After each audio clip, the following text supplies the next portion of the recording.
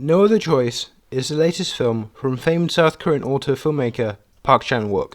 The latest film from him is a cinephilic event, something which, understandably, had a lot of eyes on it before its release because of the sheer quality of Park Chan-wook's body of work, and anticipation for new works is more often than not justified.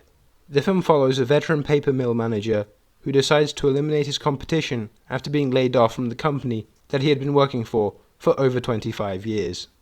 Continuing after Decision to Leave, director Park has dived deeper into a more formalistic excess, using newer generation filmmaking tools to his advantage in order to portray an increasingly digitally influenced landscape.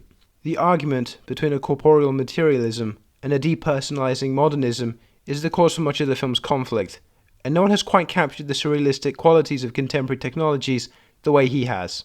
There are fades and overlays which physicalize the connections between people established by text messages and phone calls. My favourite individual shot, which I shall refrain from spoiling the details of, has two people talking over the phone, placed within the frame simultaneously, yet still fundamentally maintains the divide between their spatial settings. Park Chan-wook is one of the great contemporary aestheticists, in my honest opinion, and his portrayal of this increasingly isolationist world, as flavoured with his use of editing in particular to play around with what can fit into frame, really solidifies my claim. That's not to draw away from the rest of the film, which is immaculately framed by first-time Park Chan-wook DP, for a feature film, Kim Woo-hyung. The same formalism from my prior paragraph is still genuinely employed to provide a visual experience which doesn't stagnate. Even minute actions.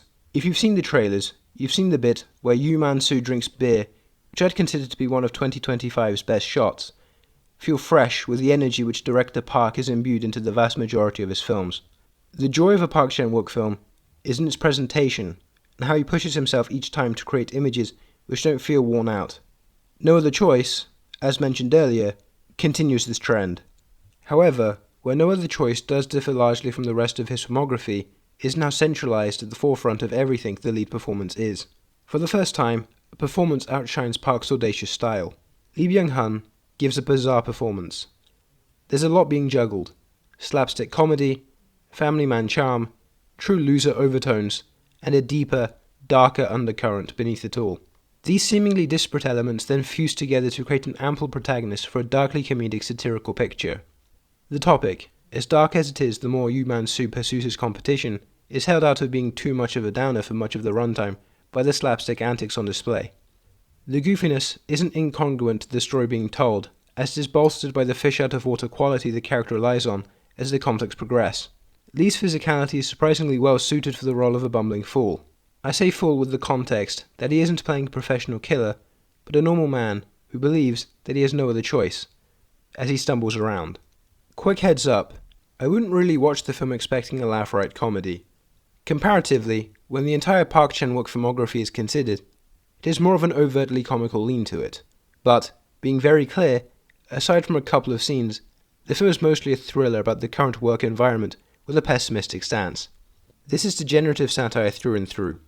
I wouldn't say I really found the film to be particularly effective at making me laugh the way it apparently has for some, but it did instill a sense of dread for the future, so it was still effective at conveying its primary political stance. A performance which I was taken aback by because of how balanced with the comedic facets of the film it was from Hye-ran. Much like Lee Byung-hun, Yom exhibits the same sort of slapstick inclination, featuring what I found to easily be the film's funniest scene, and also one with the highest external stakes. Her inclusion in a central fight scene is an added layer of complication which has reverberations across the remainder of the narrative. Easily my top supporting character from this film was her as Ye-jin. The intensity she brings to the scenes she features in alongside Lee offer the most comedically rich comical back and forth, which is assisted by the editing to create punchlines out of a blending of their clashing personalities. Then again, her lingering presence in the back of the mind as the rest of the central bloodbath occurs provides an interesting examination of the peripheral cast of characters who aren't necessarily directly associated with Yoo.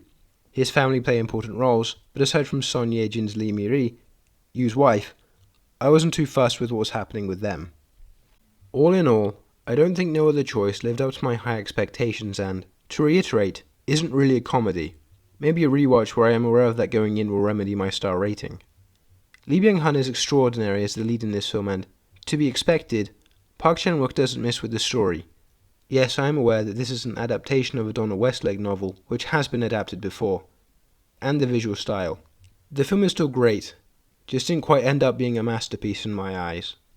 No other choice. 4 stars. Well, that's all. Keep on watching movies and form your own opinions. See you in the next one.